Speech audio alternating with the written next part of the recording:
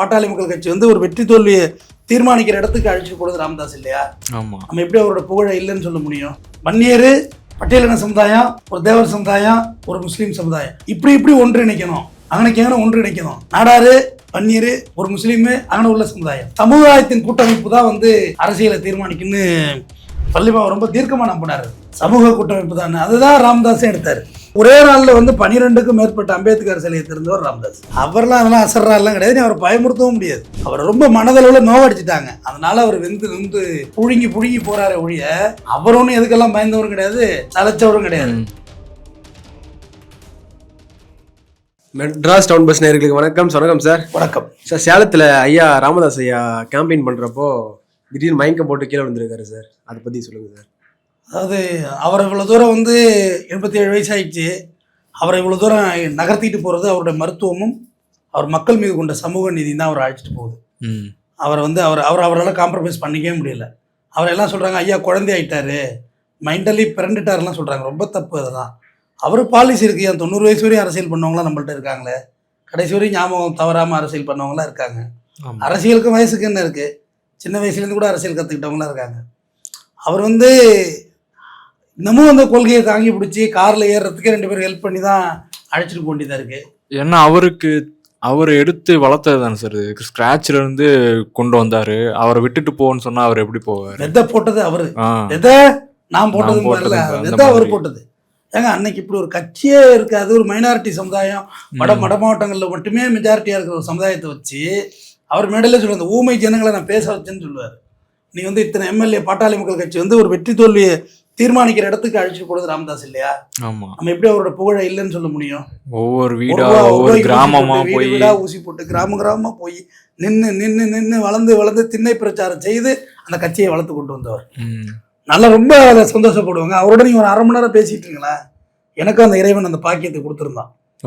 பெரிய விஷயங்கள்லாம் நீங்க சாதாரணமா தெரிஞ்சுக்கலாம். கொஞ்சம் கூட அதிராம அவன் வந்து தமிழர்களே நெஞ்சு வெடிக்கிறான்ல, அதிராம பேசுவார். இந்த திட்டம் ஒரு தேவையே இல்லாத திட்டம். ஏன் இந்த திட்டம், இதில் வந்து கொள்ளையடிக்கிறதா திட்டம் அப்படின்னு பொறுமையாக சட்டப்பட்டு கேட்டி கிடக்கும். பொறுமையாக பேசுவார். கொஞ்சம் கூட அந்த அதிர்வோ இதுவும் இருக்காது. எனக்கு ஏன் அவரை பிடிக்குன்னா, பழனிபாபா எனக்கு ரொம்ப பிடிக்கும். பழனிபாபா வந்து ராமதாஸ் ஐயாவோட அந்த பாமக ஃபவுண்டரு, பள்ளிபாவும் ஒருத்தர். ஆனால் பள்ளிபாவோட ஒரு போட்டோ சின்னதாக கூட இல்லை. ஐயா கட்சியிலையும் இல்லை, சின்ன ஐயா கட்சியிலையும் இல்லை, எங்கேயுமே இல்லை. அந்த கட்சியே இப்போ 2 பள்ளிபாபா வந்து ராமதாஸ் ஐயா வந்து சொல்லுவார். அப்புறம் தான் நாங்கள் ஒரு முடிவு எடுத்தோம். டாக்டரு, நான் ஜான் பாண்டியன், பசுபதி பாண்டியன் எல்லாம் சேர்ந்தா ஒரு இடத்துல ஒரு ஸ்டாண்டெல்லாம் எடுத்திருக்காங்க. அதுவும் நடந்திருக்கு. அப்போ பள்ளிபாபா டாக்டர் ஏதோ கூட்டிட்டு போயிட்டாராம். பள்ளிபாபா சொல்கிறாரு, போகாதீங்க டாக்டரை, அவங்க உங்களை செருப்பிலே அடிப்பான் அப்படின்னு. டாக்டர் கேட்கல, போயிட்டாரு. அப்புறம் ஒரு நாள் நைட்டு 12 மணிக்கு போன போட்டு ஓடு ஒப்பார் வைக்கிறார் டாக்டரு. டாக்டரே நீங்கள் சொன்னது மாரி அவன் செஞ்சு விட்டான் அப்படின்னு. நான் தான் சொன்னனே அவங்ககிட்ட போகாதீங்க. சரி வாங்க. மேடையில் உட்காந்துருக்காரு டாக்டர், மேடையில் உட்காந்துருக்காரு. அவர் அவன் சொல்லாது பழனிபாபா டாக்டர் ஒரு ஆளை. அதே மாதிரி தமிழருடைய தமிழரசன் அவன் பேசுனது இல்லை. போராளிகளை பிடிக்கும் பழனிபாபாவுக்கு. பாக்கி எல்லாரையும் அவன் வந்து நினைப்பாரு. அந்த பழனிபாபா வந்து பாட்டாளி மக்கள் கட்சி வந்து வேற ஒரு மாதிரி 2 பேரும் டேக்கப் பண்ண நினைச்சாங்க. வன்னியர், பட்டியலின சமுதாயம், ஒரு தேவர் சமுதாயம், ஒரு முஸ்லீம் சமுதாயம், இப்படி ஒன்றிணைக்கணும். அங்கனைக்கு ஒன்றிணைக்கணும். நாடாரு, வன்னியர், ஒரு முஸ்லீம், அங்கே உள்ள சமுதாயம், சமுதாயத்தின் கூட்டமைப்பு தான் வந்து அரசியலை தீர்மானிக்குன்னு பள்ளிபாவை ரொம்ப தீர்க்கமா நம்பினாரு. சமூக கூட்டமைப்பு தான், அதுதான் ராமதாஸே எடுத்தாரு. ராமதாஸ் வந்து அவர் வந்து ஒரே நாளில் வந்து 12க்கும் மேற்பட்ட அம்பேத்கர் சிலையை திறந்தவர் ராமதாஸ். இதை விட வேற என்ன எனக்கு சொல்லணும்? ஆனா அவர் வந்து பட்டியலின சமுதாயத்துக்கு எதிரியாவே காமிச்சிட்டு போயிட்டாங்க. ஆமா, இப்ப அப்படியே ஆப்போசிட்டா காமிச்சிட்டாங்க. ஆனா அவருக்கு உண்மையா பட்டியலின சமுதாயத்துக்காக போராடுற தலைவர்கள் அவருக்கு தெரியும். என் தொல் திருமாவளவனே ராமதாஸ் ஐயா உயர்ந்தா பேசியிருப்பாரு. அவர் கையினாலே எனக்கு சாப்பாடு பரிமாறினாரு, பொண்ணு பார்த்தாரு, எனக்கு கல்யாணம் வைக்க அப்படின்னு சொல்லி. ஜான் பாண்டியன், பசுபதி பாண்டியன், இவர் ராமதாஸ் ஐயா உயர்வா தான் பேசுவார். பசுபதி பாண்டியன் பொறுப்பிலே இருந்தாங்க இவங்கெல்லாம் பட்டியல் கட்சியில். அதனால சொல்ல வர்றேன், அப்படிப்பட்ட ஒரு மனிதர் கடைசி நேரத்தில் பிள்ளைக்கும் அவருக்குமான கான்ட்ரவர்சி ஆகி, அது பிள்ளைக்கும் அவருக்குமானு சொல்லாதீங்க, கொள்கைக்கும் அவருக்குமானு சொல்லுங்க. அவர் பாஜகவோட போறதை விரும்பவில்லை, டிஎம்கேட கூட்டணி வைக்கணுங்கிறது அவரோட பிரியம். பட் அவங்க இந்த மாதிரியான ஒரு சூழல் வருது. அப்போ சசிகலா அம்மா போய் பார்க்குறாங்க. அவங்க ஒரு கூட்டணி வேட்பாளர் அறிவிச்சு அவர் கூட இருந்த கடைசி கட்டவங்களை வந்து நான் வழியில் விடலை, 2ஆத்துல விடலை. இந்த வயசுல பிரச்சாரத்துக்கு போறாரு பாருங்க. அதே நிறைய பேர் கிரிட்டிசைஸ் பண்றாங்க சார். அதே நிறைய பேர் தப்பா பேசுறாங்க, வீட்லயே இருக்க வேண்டியதுன்றாங்க. சவுக்கு சங்கர் இது போட்டிருக்காரு, ட்வீட் போட்டிருக்காரு. ம். வரட்டு கௌரவத்தை விட்டு விட்டு ஒரு நிமிஷம் இருங்க. வரட்டு கௌரவத்தை விட்டு விட்டு வீண் வீராப்பை ஒதுக்கி வைத்து நிம்மதியாய் குடும்பத்துடன் வாழுங்கள்.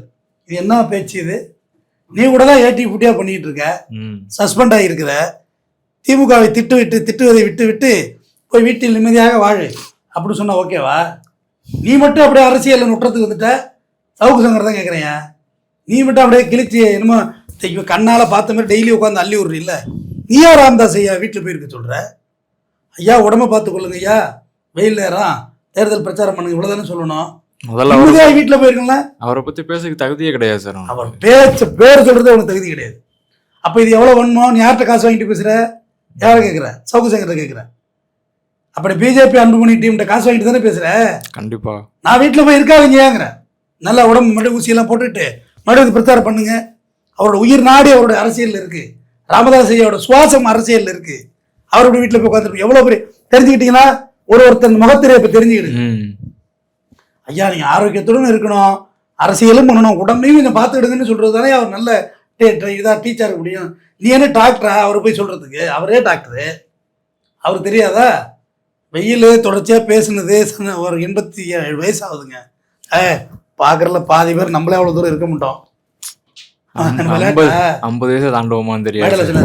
அடிப்பா பண்ணியா ஒன்னே அடிச்சிருவேன். அடுத்த நாள் நீச்சல்லாம் போட்டு காமிச்சாரா இல்லையா? ஆமாம். அவர்லாம் அதெல்லாம் அசர்றாலாம் கிடையாது. அவரை பயமுறுத்தவும் முடியாது. அவரை ரொம்ப மனதளவில் நோவடிச்சிட்டாங்க. அதனால அவர் வெந்து புழுங்கி போறாரு ஒழிய அவர் ஒன்றும் எதுக்கெல்லாம் பயந்தவரும் கிடையாது, தலைச்சவரும் கிடையாது. சார் அப்புறம் அன்புமணி ராமதாஸ் ஐயா கூட இருக்கவங்களை எச்சரிச்சிருக்காரு, ஐயா கதை ஆச்சுன்னா அவங்கள சும்மா விட மாட்டேன் அப்படின்னு. இது ஏற்கனவே இது மாதிரி சொன்னது தான் ராமதாஸ் ஐயா திட்டினாரு. நீ டாக்டரா, நீ சும்மா விட மாட்டேன், எல்லாரையும் தொலைச்சிடுவேன் அப்படிங்கிறாரு ராமதாஸ் அன்புமணி. இதெல்லாம் பேச்சா? உடனடியா அப்பாவை பார்க்க போ, வண்டி எடுத்துட்டு போங்க. இதுல என்ன இருக்கு? முந்தின நாள் போய் அம்மாவை பார்த்துருக்காரு சார். பார்த்துட்டு அவங்க கையால சமைச்சு சாப்பிட்டுருக்காரு. ஆனா அவங்க அப்பாவை போய் பார்க்கல. அவருக்கு ரொம்ப மனதில் விட்டாரு தம்பி. பிள்ளைய சொல்றாரு, நான் மத்திய அமைச்சராக்குனேன், எம்பி ஆக்குனேன், எல்லாம் செஞ்சேன், என் உயிரை மட்டும்தான் எடுக்கலப்பா, எல்லாத்தையும் எடுத்துட்டு போயிட்டாங்கிறாரு. கீழே ரேடியோ வச்சு தாங்கிறாரு. அவர் ரொம்ப பர்சனலாக அவரை கார்னர் பண்ணிட்டாங்க எல்லாரும் சேர்ந்து. ரொம்ப மனதளவில் மன அழுத்தம் அதிகிட்டு. வயசாக செகண்ட் சைல்டு கொடுத்தாரு, 2ஆம் குழந்தை பருவம் தானே. எங்கள் சுப்ரீம் கோர்ட் என்ன சொன்னிச்சு? மாம்பழத்தை போட்டு ரொம்ப நசுக்காதீங்க, ஜூஸ் ஆகிட போகுது அப்படின்னு இல்லையா? அப்பா புள்ள அனுசரித்து போங்க. அன்புமணி நீங்கள் தான் கொஞ்சம் அப்பாவோட ஒத்து போங்களேன். எவ்வளோ நாளைக்கு அவர் தலைவராக இருந்துட போகிறாரு? ராமதாஸ் கிட்ட இந்த ஒரு முறை நான் தலைவராக இருக்கிறேன், அடுத்த முறை நீயே இருந்து கடான்னார். ஒத்துக்கலை அவர். அதனால் மரியாதைக்குரிய ராமதாஸ் ஐயா, தமிழ்நாட்டில் இருப்பதில் மூத்த அரசியல்வாதி நீங்கள். உங்களை நாங்கள்லாம் சமூக நீதி காவலனாகவே தான் பார்க்குறோம்.